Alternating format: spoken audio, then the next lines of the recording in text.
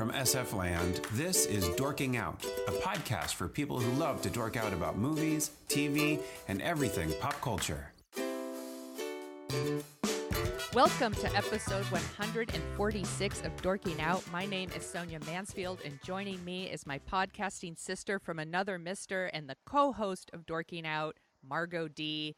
And in this episode, we're dorking out about 1985's St. Elmo's Fire. Hi, Margo. I don't know if I say hi to you. You made me watch this again. I'm so sorry. But let me start. I have a really important question for you. Oh, please. Do you feel St. Elmo's Fire burning inside of you? Yeah. Oh my God, everything about this drives me crazy. Like that theme song to the plot to everything makes me absolutely crazy. I definitely felt like a burning sensation watching this movie. So I assume that's St. Elmo's Fire.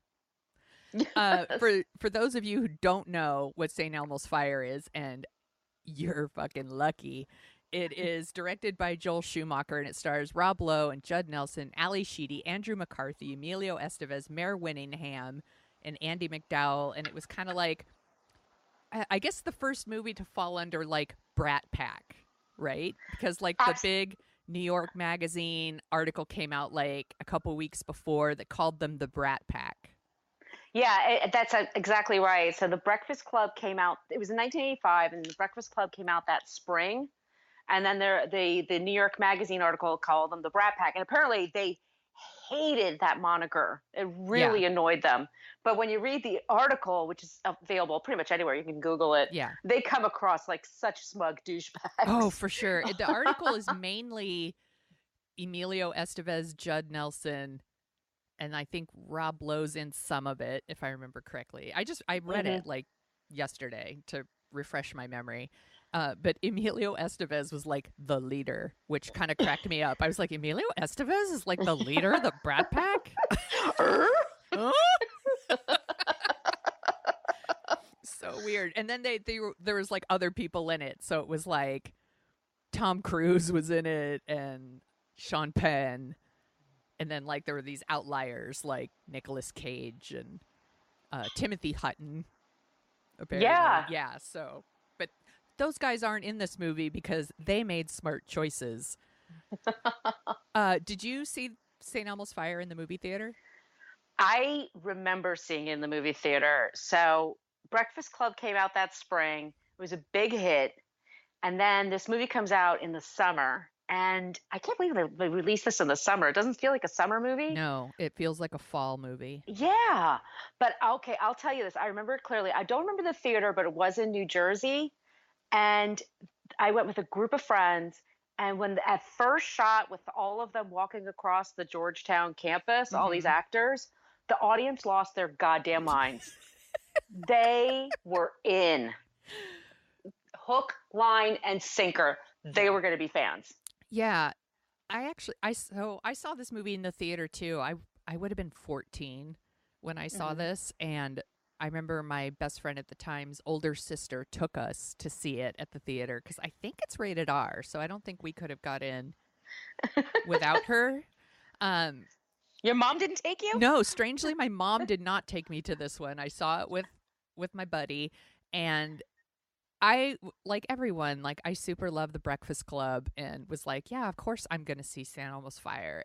But at 14, like my taste isn't like, I'm not looking for quality. I'm like, I like Emilio Estevez. I think he's cute. I saw St. Elmo's Fire. He's very cute in it, I thought, and so I was like, sure, I like St. Elmo's Fire. And of course you couldn't get away from like the song. It was everywhere.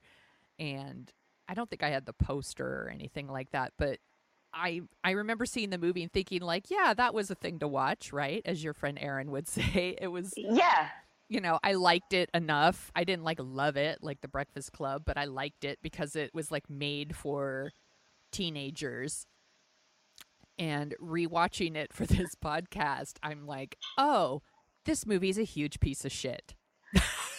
First of all, every single character is an asshole. Yeah. Honestly, a total asshole. I don't even know where to start with this movie because it is every single one of them they're garbage people. All of them. They're all deluded. They're all full of themselves. They're all narcissistic. Yes. Even Mare Winningham, Yes. whom we're supposed to think is the nicest one. And by the way, so it enters with Billy and her character's Wendy. They get in a car accident because he's drunk. Yes. And he crashes her car. She winds up in the hospital. And they all kind of just take him out like, oh boy, look who's up to shenanigans again.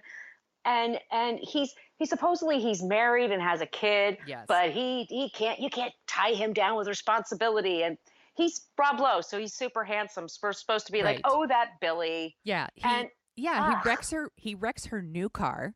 It's a new car. He wrecks it and he injures her. And everyone's like, oh, Billy, you lovable scamp. What can you do? And she's just like, is he okay? Is he okay? I just want to make sure that he's okay. Is he okay? And nobody like shakes her by the shoulders and says, let go of this asshole. We also know she's a virgin. Yeah. And that's important. Yeah. What everyone's like sexual experiences is very important here. There's a constant thing throughout the movie about whether or not she's still a virgin. He's always asking her that because yeah, of course he does. And then there's like a lot of things about Andrew McCarthy's character, like, oh my God, you know, it's been so long since you've had sex. Why has it been so long since you've had sex, Andrew McCarthy? Why? You know, and we think maybe you're gay, and they're all just disgusting people. So it opens with the car accident that everyone immediately just brushes off as what can you do? You know, and take him out for drinks afterwards. Because that's what you do when your friend gets a DUI. Oh, you go to your college bar. These people graduated college. They left college. Right. Once I graduated college, you couldn't find my ass anywhere near my college bar. I was done. Yeah, and Billy's a huge. Here's the thing that drives me. Once again, I don't even know where to start. Like all this stuff's just going to start spilling out. The movie thinks we will like these people, that we will like them and we will relate to them and their problems are our problems. And I'm like, I don't relate to Billy. He's a goddamn drunk who doesn't give a shit about anything but himself. He cheats on his wife with a young baby, and he's like a serial sexual assaulter throughout the movie. We're supposed to think it's aspirational. Like we want to be like these people. And I was a few years younger. You know, I hadn't graduated high school yet, much less college. But we're supposed to think of these college-age people post-college that can afford these apartments that are just like Ali Sheedy. Okay, I can't even know where to begin. It's like such a mess. It's like Billy. So wait, Emilio Estevez and Andrew McCarthy, Kevin, and Kirby. What a dumb name. Okay, and this is also Joel Schumacher. Is our writer. They're roommates, and you can believe it. They have a shitty little apartment. One of them works at a newspaper. One of them's going to law school. You get it. But then we have Judd Nelson and Ali Sheedy. Alec, not Alex. Alec. By the way, could we start a drinking game and we could drink every time Ali Sheedy's character says Alec? It's very, very with a hard C. Yeah, Alec. Come on, Alec. Leslie Hunter is her name. And they're both little Republicans, and we know that because they both wear suits, and she has little lacy things on her shirt. And her fake pearls. And her fake pearls. Oh, my God. And the first thing is that she's best friends with Jules, played by Demi Moore. Everyone's in a different movie, by the way, too. I feel like everyone's coming. And Demi Moore, by the way, she went to rehab just before she did this movie because she really did have a drug and alcohol problem at the time. So she sobered up to play this character. She sobered up to play this cokehead. Okay. And I actually kind of like her the best, right? Even though I'm not supposed to, but I feel like she's the most honest. And I think she wears this pink jacket, leather jacket. I never wear pink. I want this jacket so fucking bad. It is so cute. I wanted Demi Moore's hair when I was young. Crimped hair. Like, I wanted like the long hair, like she wore it all big. That's how I wore my hair in the 80s, like really big and blonde, and I would crimp it like she did. And I didn't have the balls to be like a party girl like Demi Moore in this movie, but that's totally what I wanted to look like. I really I wanted all of her wardrobe. All of her dresses were really cute. You know, and it turns out, well, yeah, she has a lot of energy because she's on coke all the time. Let's go back. Let's go back to Yeah, go ahead. Let's go back to Ali Sheedy and Judd Nelson's apartment, Alec and Leslie's apartment that they move into, that has this huge mural on the wall of like wet athletes or something. It's a Nike ad. Yeah, and I was like, it's an actual Nike ad. Did they move into like a space that used to be a sporting goods store, or why is there this? Did they buy it because it was there? Did they put that up there? They have that also 80s thing with the wall of lights, but it like that glass. Yeah, the like glass bricks. Oh, it's so ugly. But you wonder, like, okay, so Alec and her, so he's a political consultant and he's just joining a Republican, and it's like, ooh, Alec is now a Republican. I'm like, you're all Republicans. You're not fooling us. Yeah. But so does she work for an ad agency? She does drawing and stuff. Like she has that. I think she's desk. Supposed to be an architect, and I think that's what the drafting table is supposed to. Graphic table. Yeah, okay, drafting table. Which I don't think they ever say what she does. Well, they would all be their first or second year at a job. You're not going to be doing much. Right. I mean, it's all admin stuff, but they all have like a lot of responsibility. They're all like in their jobs right after college. These are the jobs that they're in, and of course my favorite is Andrew McCarthy, who's got a job at like the daily newspaper right after college, because that happens all the time. And, you know, he's writing obituaries or something, and then he gets his first byline in the paper, and it's like, "The Meaning of Life" by Kevin Bloody Blah. And it's like on the front page. And I was like, well, first of all, that shit would never be on the front page, because I assume it's a column of some, unless it's like, "What a scoop! I figured out the meaning of life." And they're like, "Stop the presses!" And they like run in and like put it on the front page. That's a GQ article. It's total bullshit stuff. Yeah. Like, but you know, you can't look to St. Elmo's Fire for realism, I guess. But I think they think it is. That's the part that drives me nuts. I think they think this is what being like 22 is like. And I'm like, no, it isn't. I'm not convinced that anyone in this movie's actually met another human being. I think they only know actors. Right? Yeah. Yeah. Oh, totally. And then so Jules lives alone and she works for a bank, and we know she has problems because she's 2 months behind with her paychecks. Like So back when people handed out paychecks, but so she's spending money like crazy. And then she has this big coke problem. Yes. And then she invites Andrew McCarthy over one day, Kevin, for the whole purpose of like leaning really close to him. Like, "How come you never hit on me? Huh?" And he's like, "Oh, no, I'm not gay." And he's like, no, I'm not. By the way, Joel Schumacher's gay. He wrote this crap. And so she's like, "Well, I want you to meet the guy across the hall. His name is Ron." And he's like the gayest gay man from Gayland. You know he's gay because he's holding like a pink fruity drink in a glass with like a straw. He's so gay. Look how gay he is. And so lispy and like doesn't read body cues or whatever. Hi, Kevin. Hi. Oh. Like Ron would go to a gay bar to meet gay boys. He doesn't need his coked out neighbor to try out one of her friends. Right. This is not hard, people. Hey, you and Kevin have so much in common. He's gay. You're gay. I'm sure you'll hit it off. She's so ridiculous. Yeah, 'cause she's an asshole too. Yeah, she is. She has great clothes though. I will say I like her outfits. But she and Helen, or Leslie, are best friends for some reason. Yeah, they were former roommates. I assume that all of these people are friends because they're awful and no one else wanted to be friends with them. I think so too. The first scene, by the way, I forgot to mention, when they're going to St. Elmo's bar, like, because that's what, after the hospital thing is, they kick people out because that's their table. Mm-hmm. Like, it starts off with them being entitled douchebags. Yeah, they're awful. That's where all. Yeah. Go ahead. I'm sorry. No, I was just gonna say Kirby at the hospital when he meets, it's Andie McDowell, Yes. Dale, who's our doctor. Dr. She's like Dale Bieberman. the 23-year-old doctor. Yeah, What? Sure. She's basically Doogie Howser. God, her acting is terrible in this thing. Like they She's give her she's nothing so to beautiful, do. though. She's gorgeous. She's so beautiful. But yeah, they don't give her anything to do.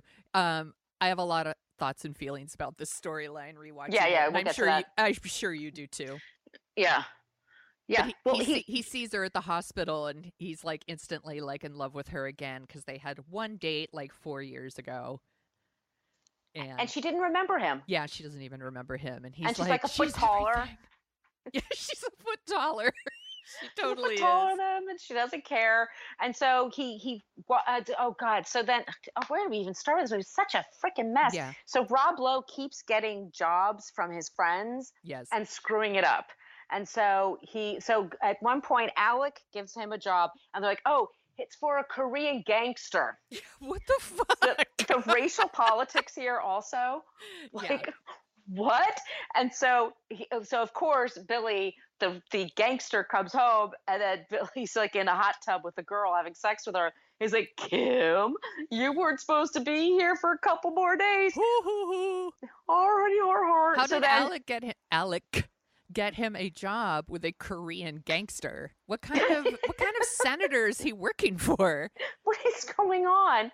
And so then Kirby gets the job because he realizes it's a well-paying job, and he thinks, I need money to get Dale. Yeah. And so he has a party and he invites Dale over, Andie McDowell, and she can't make it, or so he follows her. Yes.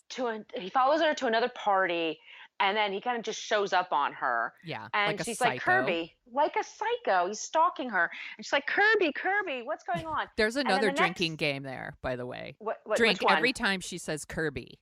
Kirby. Okay, that's another Kirby. So the very next scene, it shows her taking him to her apartment. Yes. This is the guy that's stalking her that she didn't want anything to do with. She met him once before, had no interest. She takes him into her home. Yes. And then she has a roommate. And then it's that dumb scene where, oh, even my roommate hates me. Oh, it's true. I hate her. Ha, ha, ha. By the way, she's a doctor. Why does she have a shit apartment with a roommate and everyone else is living in these huge lofts? And she's taking out the trash, and she's taking there's no trash in that thing she's taking out. I don't even take out the trash. Well, there's no trash in there. You should just leave it. Yeah, you should.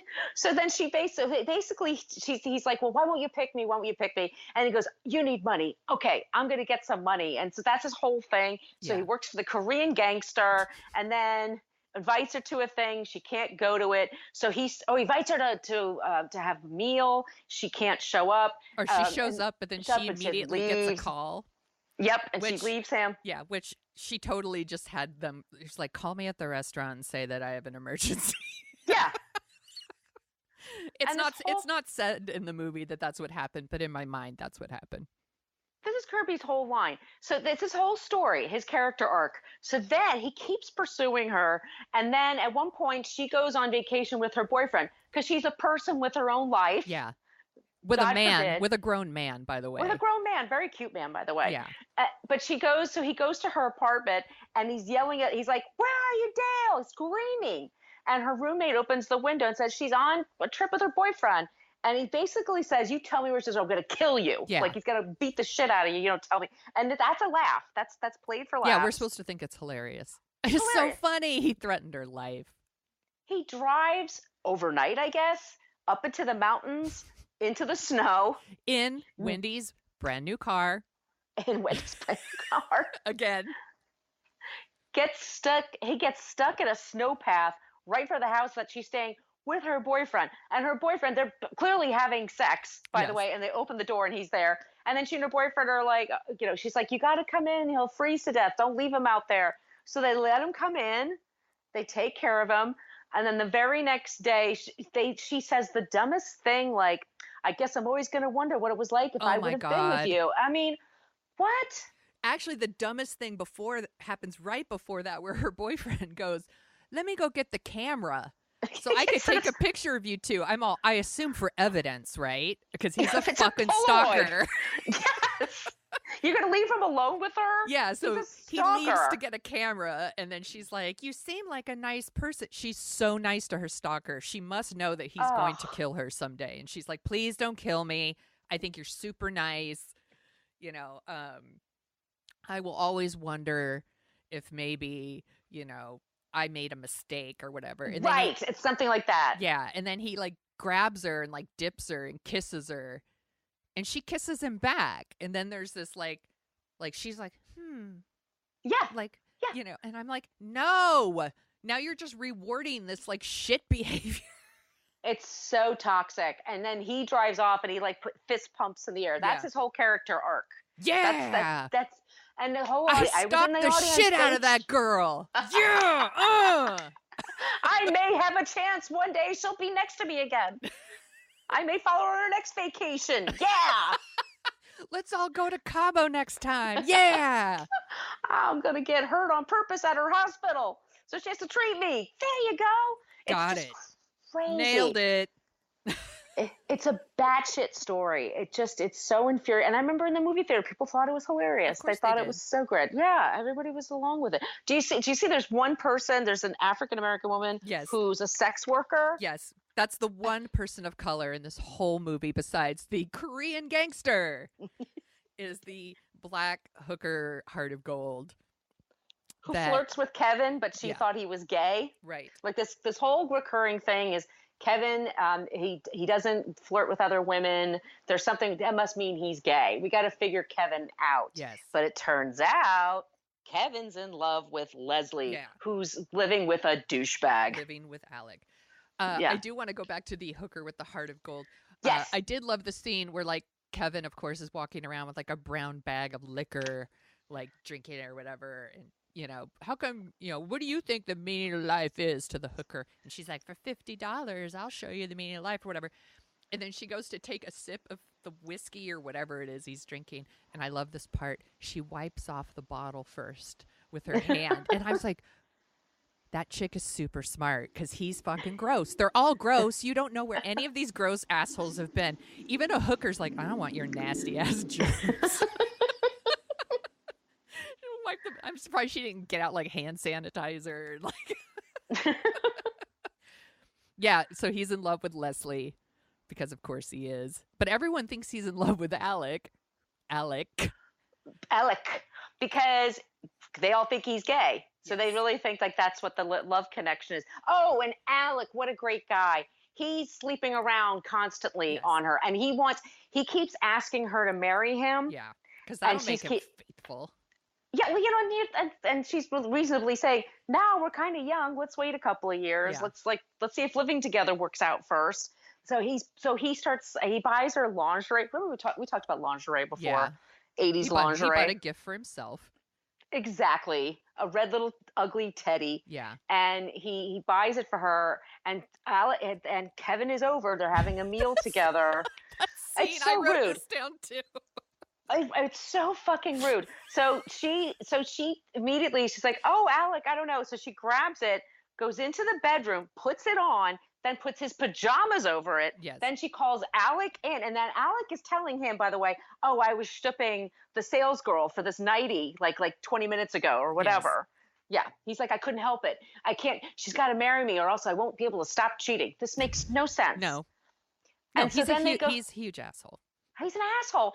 And then she's like, Alec. I'm like, did you guys forget Kevin was there? Like, yeah, you're doing this whole sex game, but like, it's so stupid. Who invites someone over for dinner and then is like, here, honey, I bought you a gift.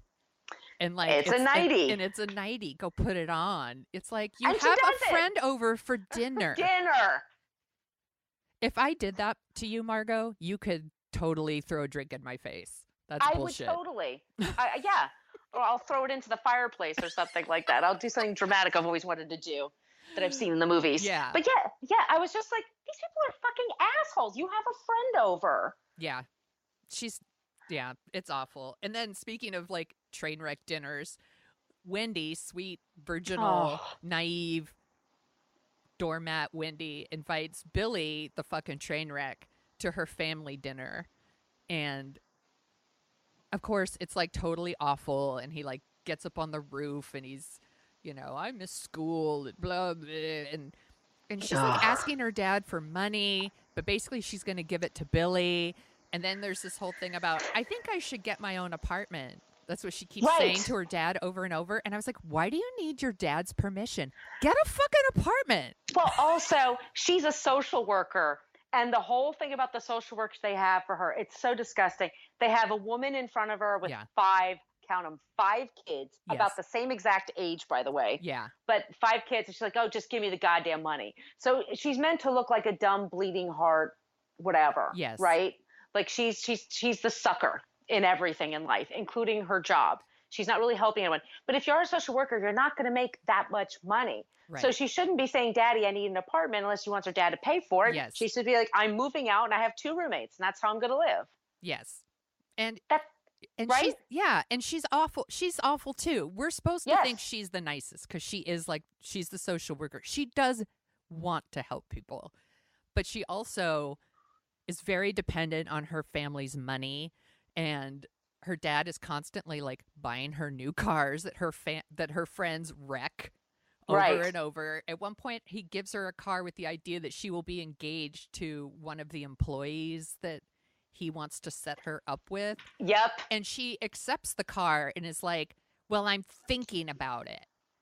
Yes. And she says it like right in front of him. And that's another thing. They're huge dicks to like any guy that Wendy brings around. And I'm like, shouldn't you be encouraging Wendy to date someone who isn't Billy? Because Billy's fucking terrible.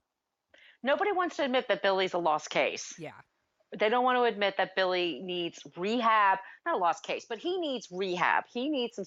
Nobody wants to also say, like, asshole, you have a wife and a kid. Yeah. Make that work, or separate and be a man, and pay your bills and you know what I mean? It's just, he's allowed to just pretend. Oh, and that whole thing where I'll tell you this about me. I hate saxophone. I'm not a huge saxophone person. I know that's terrible. Every time Billy shows up in the movie, there's a sax solo, like not like in the score for the movie. Yeah. So it's like he walks in a scene and it's like,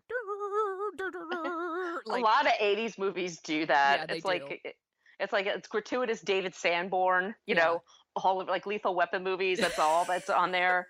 Like, ugh. Oh, and anyway, and he's wearing his saxophone all the time, like all the time, like it's a necklace or so, like it's his accessory. And then so he has a band and he's playing at St. Elmo's, and we're all supposed to think, yay, he's in a band. I'm like, yeah, that's stable. Good for him. But he's in this band, and then Jules shows up and acts like an idiot. But his wife shows up with a date. Yes.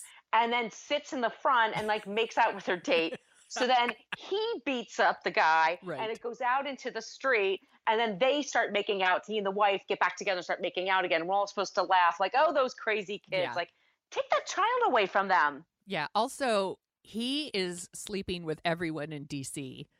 Right. But the minute she's like out giving him a taste of his own medicine, like, how dare you get your hands off my wife? Right. Oh, he's awful. It's disgusting. He never talks about his kid. No. There's no thought about it. No.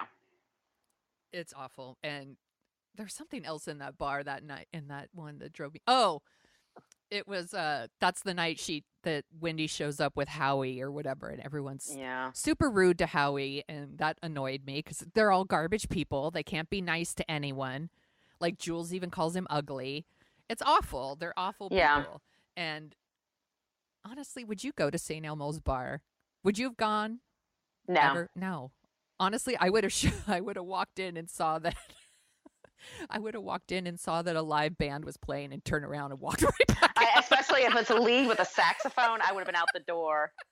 But you look in that Georgetown, you look into that crowd, that bar, that's everybody I went to high school with. Like, that looks like my high school.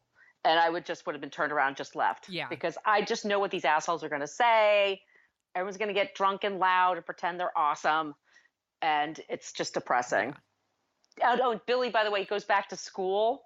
He shows up back at the fraternity. Yeah, and everyone's like, you're a legend. Yeah. He plays football. They're like, yeah, we need somebody who could sell us some drugs, man. And he's so bummed out, like, oh, is that all I am to you guys? Like, yeah. Yeah, you're a fucking loser. You're a loser. I also love the scene where the ladies go to lunch and they have lunch at a homeless shelter Yes. because Wendy's working there, and Jules then proceeds to make jokes about being homeless in front of homeless people because she's fucking classy as hell. Yeah, she's also coked out of her mind, and she definitely is. But I guess, like, yes, Mare Winningham and Ali Sheedy, by the way, they're in a whole other movie, right? When their scenes, I like them together, like their scenes together, they almost seem like reasonable people. Yeah. But they also like douchebags. Yeah. So Ali Sheedy, by the way, I'm sorry, that lace on her clothes drove me crazy. And that's what so she's wearing for the whole movie. Yeah. It's like she's in the same outfit for the whole movie. It's like they put a doily on all of her outfits. Like Republican's girlfriend. We have to remember that. You guys liked her in Breakfast Club as the rebel. Well, this is the opposite. Yeah. You know, ugh. There's a scene with Ali Sheedy and Mare Winningham when they're like walking along the water, and they're having like a discussion that you would have with your friends. Like, what Alec really wants to get married. Like, but I don't know if I'm ready. Like, but like they have like a conversation that you would really have with your friends. And I was like, I guess that's the only real moment in the entire movie. That's all I can remember. That's all that part also, like I said, it felt like it was a whole other movie that was going on. And then these women had to go back to these toxic men. Yes. And their toxic bullshit.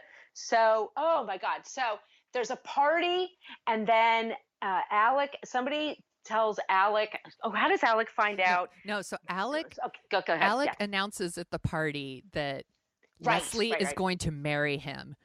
And then she is like, what? Like, pulls them aside into like another room and is like, I have never said I would marry you. Like, he's like, I'm trying to like push us along. We need to get married. And then she confronts him with like, what are we going to do about your extracurricular love life? I'm sorry. It's so stupid. It's so stupid because people totally talk that way. They of course they, talk yeah, that that's how they put it. Yeah. Yeah.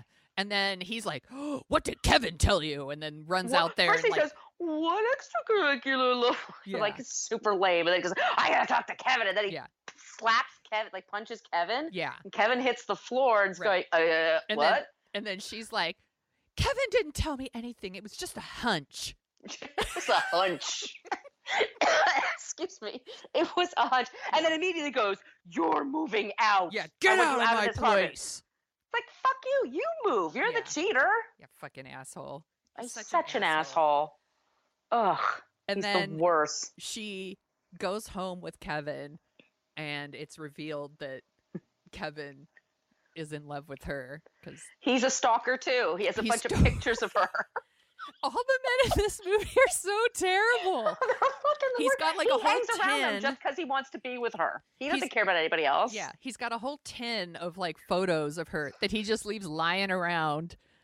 I guess for Kirby to look at too. I don't know. And he's also got like a coffin, you know, in his apartment. Well, he's so deep. He's so deep, you guys. Look, he's got a looking coffin. for the meaning of life. Yeah, he's got a coffin. I thought chicks would think it was sexy. And then he's got these like fake writing awards because he thought that would impress girls. I'm of like, course. Oh, he's an asshole too. Yeah. We already knew he was a miserable prick anyway. Oh, so they kiss. Yes. He says, I'm in love with you. Okay. So they start making out, and then the next thing you know, they're having sex, and then they're in the shower. Yeah. And she's wearing her pearls she still has her in pearls the shower. On. Yeah. Oh my God. And they have sex on the coffin. Yeah. And the shower, and then the shower door falls out, and they just giggle. And I'm like, wouldn't that glass like shatter everywhere? Wouldn't that be like a bad thing for the door to fall out? No. No, it's hilarious. It's hilarity ensues. It's hilarious, and they are so hot for each other they can't stop, even when the shower door falls and breaks. And then the next day, she's basically, all right, hi and bye. I just had to get that out of my system. And he's convinced they're going to be a couple now, so then he's completely upset. So then she goes and she moves in with Jules, which should have happened in the first place. Yeah, she should have gone home with Jules that night. Yes, that's exactly it. And then Jules, and then so they break. Oh, there's a whole. So God, this Oh, movie can the, fuck oh, you're itself. talking about the The scene? record scene. Yeah, yeah. They're going through the records. These are the whitest people Yeah. ever. Like, you could take the Billy Joel and the Carly Simon, but not the stranger. And no, Bruce Springsteen will leave this apartment. And I was in New Jersey when I saw this movie, and the place lost their goddamn minds.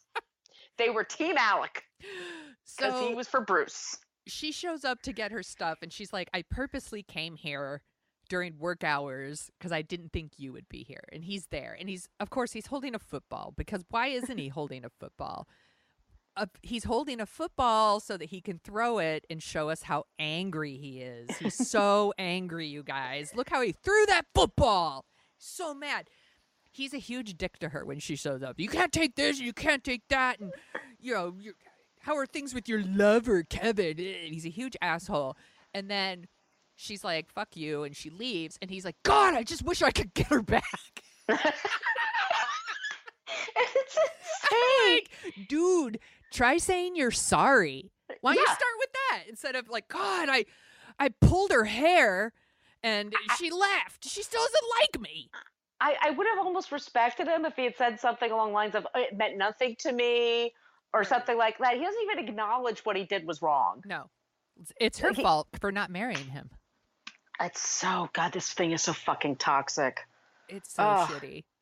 Well, and then Kevin is shitty too, because like he instantly is like, yeah, we're going to move in together now, and you're with me now. And she's like, you're mine. You're mine. You're mine. I tagged you. You're mine. Boy, the guys in this movie really want to settle down, except for Billy. and then there's a whole thing where he's at the apartment now it's Jules' apartment along with Leslie, and he's like all over her, and she's like, hey, relax, and then gay Ron shows up. And he has to make a point of like, oh, hey buddy, hey Ron, guess who's not gay anymore? I got laid. So it's so repulsive. And then so what happens is that, so how do we get to the point? Do we get to the point now where Demi Moore's in the apartment and there's no furniture? Well, there's one other part where the same night that Alec and Leslie break up, Jules gives Billy a ride home in her car. Oh, God, and he assaults her in the car. And he assaults her. He sexually assaults her, and she's like, I don't want this. This is enough, And he's like, says who?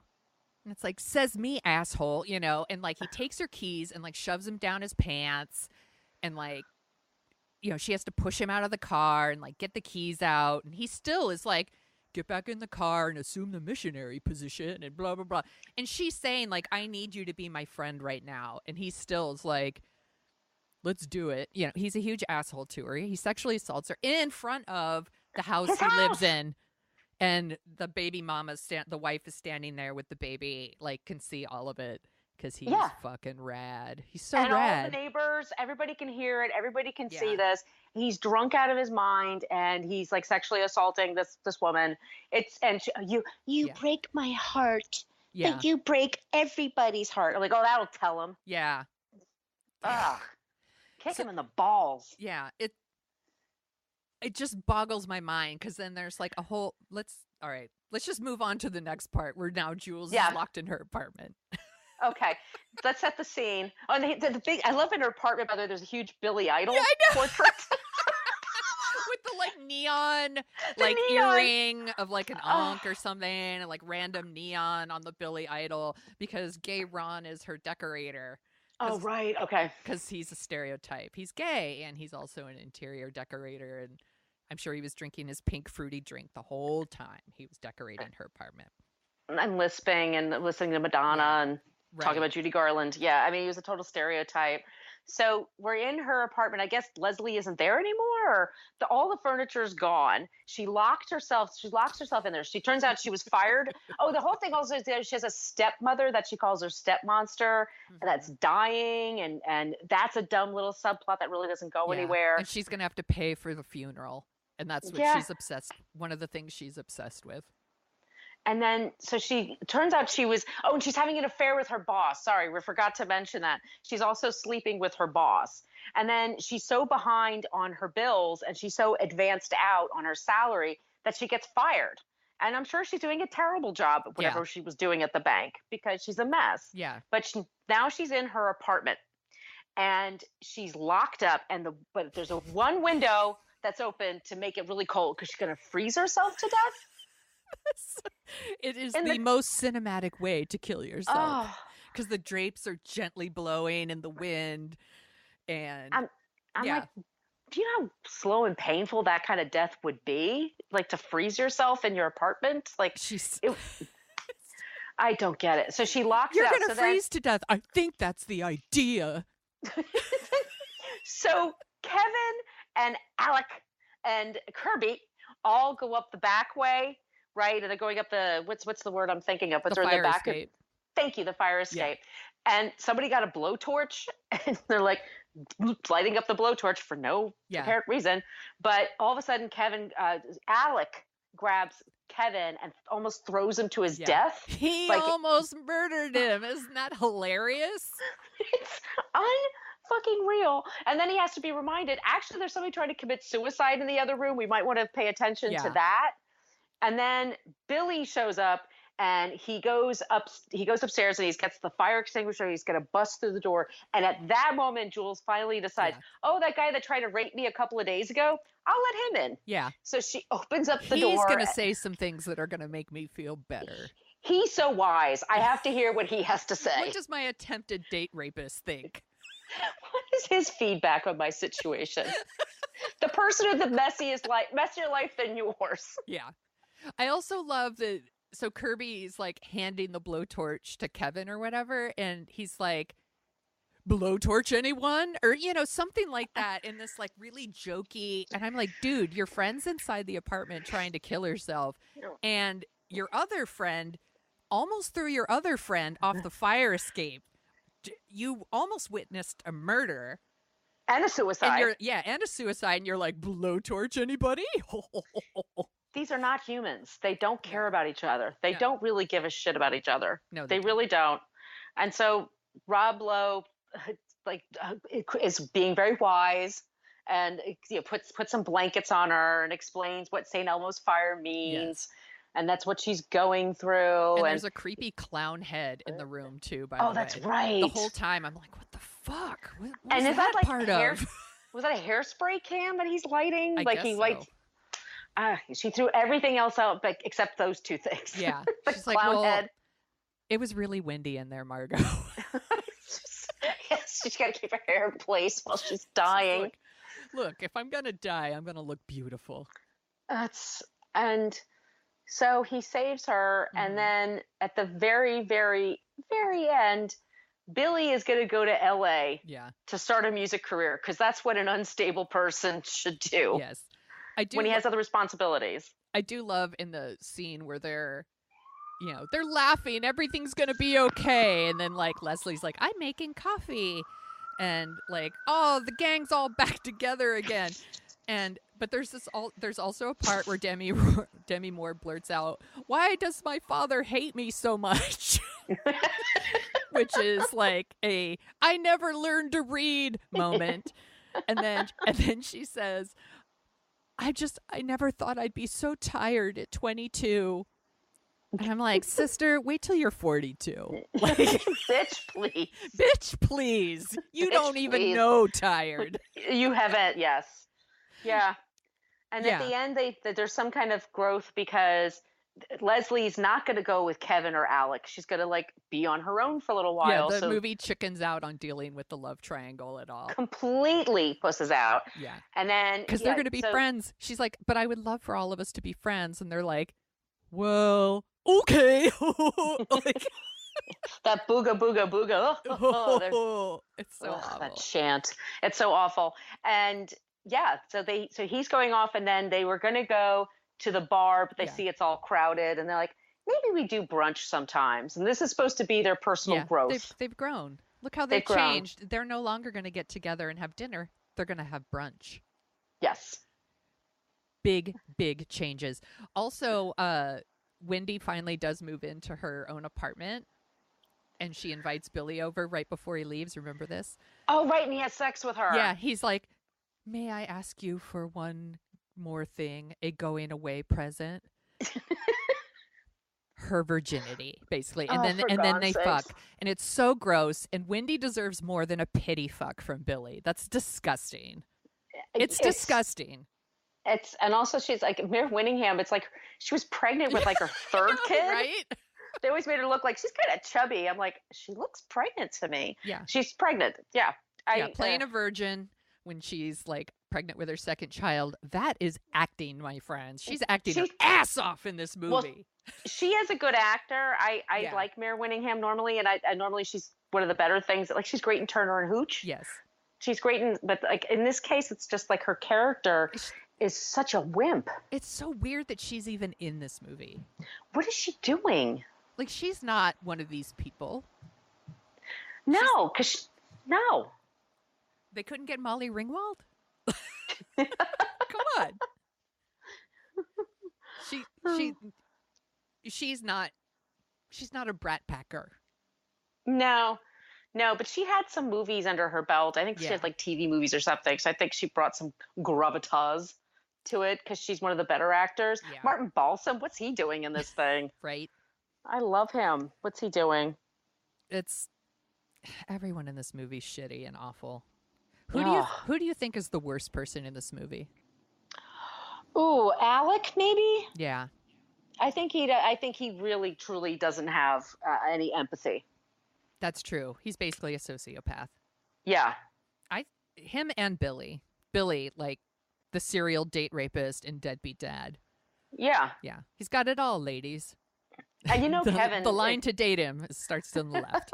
and you know, Kevin gets married like multiple times or something. Mm-hmm. Like, you know, he convinces somebody to marry him, and then he's like such a mopey pain in the ass that they dump him, and that's his lot in life. And he makes them all have sex with him on his coffin.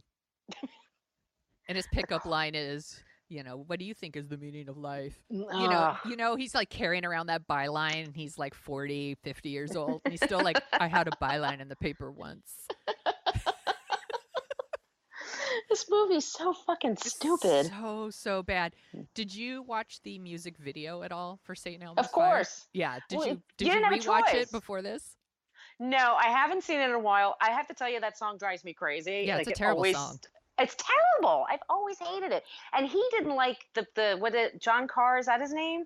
John Parr. John Parr, excuse me. He wrote it for a Paralympian, somebody that was paraplegic and an athlete. Like, that's like the man in motion. That was the whole point. He didn't want it to be about these assholes either. He was not happy. But then it's awful that your song is associated with this movie about 7 sociopaths. Right, versus an inspirational story about somebody that actually overcame a real obstacle. I watched the music video before we started recording because I was just curious, and it is the weirdest music video because it's got so he's like in the bar, but the bar's like all empty or whatever. It's like the closed set, I guess, and he's singing, and then like all the cast is there, like looking sad through the window while he sings. And then eventually they come in the bar, and there's like clips from the movie like throughout it, and then like they all like at some point he sits or stands next to each person and like sings a little bit, and like they like reach out and like touch his shoulder, like, good for you, John Parr. You know, I do feel the fire burning in me. And then like a bright light comes down, and they all walk towards the bright light. And I was like, oh, do they all die at the end of this video? That's what it looked like. And then I was like, that can't be true, because there's no way they would get into heaven. No, I was just going to say, hell no would they see a bright light before they went. No. They definitely would not. It is. You couldn't avoid it though. That song was played everywhere. Everywhere, and the love theme, the like instrumental theme music, they still use that shit in trailers and stuff for other movies. Yeah, it's everywhere. It's still. Everywhere. You know, it's David Foster, by the way. David Foster did the music. Like, of course, it's schmaltzy. And terrible. Yeah. Did you have crushes on anyone in the Brat Pack back in the day? Andrew McCarthy for sure. Yeah. Yeah. I liked Emilio Estevez. I had kind of a little crush on him. Not like not a real crush, not like a, oh, I'm going to cut out photos and put him up on my wall and stalk him and follow him to snowy cabins. Not that kind of crush. More like he's cute. I think he's totally cute. I thought Rob Lowe was really cute. I thought they were all cute. Judd Nelson too, even, I would say. But Andrew McCarthy, I think, was my favorite. He was like a big crush for me. Yeah. Judd Nelson never did anything for me ever. Oh, really? Never. And then I read that Brat Pack article and I was like, ugh. They just come across as monsters. They're so awful. Oh, they're the worst. I did write down some other movies from 85 for us. Oh, please. To put it in perspective. So, Back to the Future. I love that movie. The Breakfast Club came out earlier that year. The Goonies. Yep. Weird Science. Fright Night. I loved Fright Night. Yeah, me too. Witness. Commando. Yes. Rambo First Blood Part 2. That movie was huge too, by the way. Oh yeah. Like, Rambo played all summer long. You couldn't get away from it. And then I also Cocoon and Out of Africa and The Color Purple. I love Cocoon so much. I haven't seen it in so long, but I remember loving it at the time. It's got Brian Dennehy in it. Yeah, I love Brian Dennehy. It's got our man, Brian Dennehy. I have an old man crush on Brian Dennehy. Yeah, it doesn't age very well. The special effects aren't very good. Right. But the actors are really good. That part holds up. And I love The Color Purple. Yeah, I haven't seen that one in a long time. I haven't seen any of these in a long time, actually. Yeah. Do we have any other awful things we want to say about St. Elmo's Fire? You know what? It has secret fans apparently, because when they should have the 30th, keep it a secret. They should keep it a secret. But I was looking up some articles like around the 30th anniversary for the movie, and I think it was Andrew McCarthy. He said that Gwyneth Paltrow approached him at a party once, and she admitted this is like her favorite movie ever. Ugh. Like she and it's just like, oh, fuck this movie. Yeah, that makes me hate it even more. Even more. She's like, it seems so real. Your problems are my problems. Shut up, Gwyneth. Well, we're sorry if we destroyed anyone's childhood by talking shit about this movie, but it is a real turd. I'm sorry, it is. You should try watching it again. If you have like a really strong response about it and you think we're being unfair, you try watching it. Yeah. My husband asked me this morning, would you rather watch this or Reality Bites? And I was like, I would much rather watch Reality Bites. Oh, I agree. Before I watch St. Elmo's Fire again. It's my hope to never see this movie again. I'm done. The door's closed. What else are you dorking out about, Margo? Anything else? Well, this week I'm dorking out about Marie Kondo. Oh, yeah, I watched that too. Oh, my God, it's so good. I watched two of them. I went through all of them on New Year's Day in one fell swoop. That's the perfect time.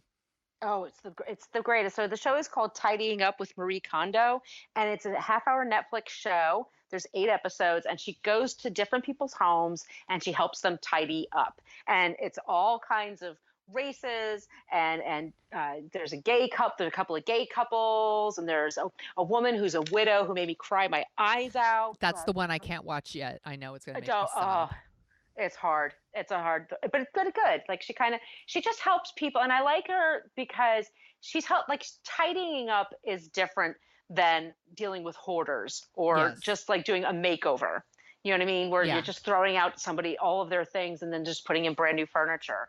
It's more just about keeping things that make you happy and making your home personable without making it a mess. Yes.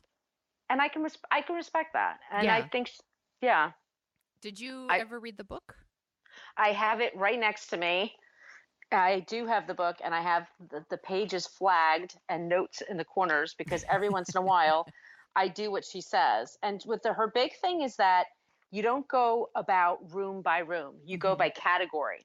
So like clothes, you take all the clothes you have everywhere and you put them in a big pile and you just do it all at once. And then her other big thing is folding. This woman loves to fold like nobody's business. I am absolutely going to start folding my shirts and stuff the way she shows on the show. It looks good. Because it looks good, and it looks like you could find everything you're looking for. It makes a difference. I immediately, after I saw the show, like, I was in between, I went into my bedroom and I did my sock drawer and my underwear drawer. There you go. Just like, and it looks amazing. Yeah. It looks great. Yeah. I have like a lot of clothes, and there are like a few, like, especially t-shirts, like I hold on to them, like they're sentimental. They're like concert t-shirts or, just stuff. And you don't want to get rid of them because there's a sentimental attachment. Yeah.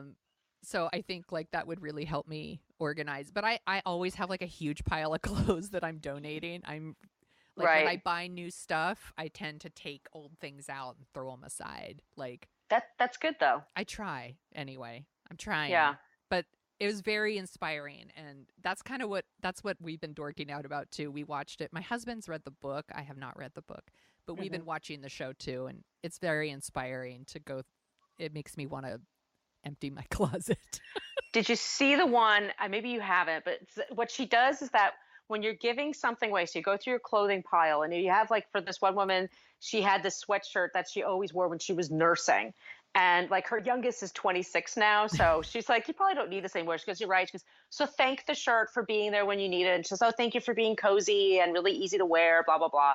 And then Marie picks up this blouse, and it's like this apricot colored, either blouse or sweater, I can't remember, but it's not very attractive. Right. And the woman's like, oh yeah, I bought that by mistake. And I could never wear anything with it. She goes, these remind us you never do this again. And then she folds. I was like, wow. I love it. I just love it. She's not an asshole about it. Like, no. I felt like she's very respectful of people's space and time, and very understanding. And I like that she tries to relate to them. Like, my house isn't perfect either. And that's bullshit. It's bullshit. Her house is there's immaculate. Not a speck of dirt. Yeah. No, but I like the fact that she says to people, like, the whole category for her, it's like it's books, clothes, kimono, and then it's sentimental is one of those. And so it's just like photographs and things like that, or anything that personalizes your space. And she likes that. Like, she said, you should do that. You just shouldn't have everything be that. Yeah. Which I respect. You know what the main takeaway for me was? Everything has a home. Yeah. That was the big one. I was like, oh shit, that's what I need to do. Like, I need to put like little compartments almost in everything, and everything has a home. So everything has a place. Right. And that's how you get rid of the clutter. And I was like, that's what I need. So that was my big takeaway. On Twitter, there's a whole big thing, though, kerfuffle about the fact that one of her categories is books. Oh, yeah. And book people do not like her attitude because she's like, get rid of most of them. Yeah. Well, I'm with her. Like, Me too. I pretty easily part with my books, to be honest. Like, I don't go back and reread a lot. I have some that I've definitely kept because they're like faves. But like, like I read Tina Fey's Bossy Pants. Am I going to read it again? Probably not. Right. I can get rid of it. I could pass it on to someone else and let's see if it sparks joy for them. Yeah, that's her whole thing, is that you have to touch a thing and like, does this spark joy? Yeah. And if it doesn't, then you got to get rid of it. Yep. Well, and I can respect that. Yep. And that's what I'm going to do right after this. This podcast sparks joy for me, by the way. Me too. Especially when we're talking shit about St. Elmo's Fire. Fuck this movie. This movie's a piece of shit. Oh, it's the worst. And they're just the worst people. They are. All of them are terrible. I'm not going to miss them. No. Nope. So this was super fun as always. You can find Dorking Out at dorkingoutshow.com and on Twitter at dorkingoutshow. And you can find me at The Sonia Show on Twitter and soniashow.com, which I'm writing on way more often now because I made a New Year's resolution that I'm not going to post everything on Facebook anymore. I'm going to start creating my own stuff and put it on the blog. So please visit the blog. And where can people find you, Margo? On all social media, I'm at Brooklyn Fit Chick, and Twitter and Instagram are the ones that I use the most. And my blog is called brooklynfitchick.com. It needs to be updated, but I do post most of the shows I work on there. And I also, my other podcasts are the Not Fade Away podcast, the Fit Bottom Girls podcast, excuse me, Best Neighbors podcast, and Book versus Movie. Yay! Those are my other shows. Yeah. They're all awesome. Thank you. And we will see you guys next week. So I'll just say goodbye.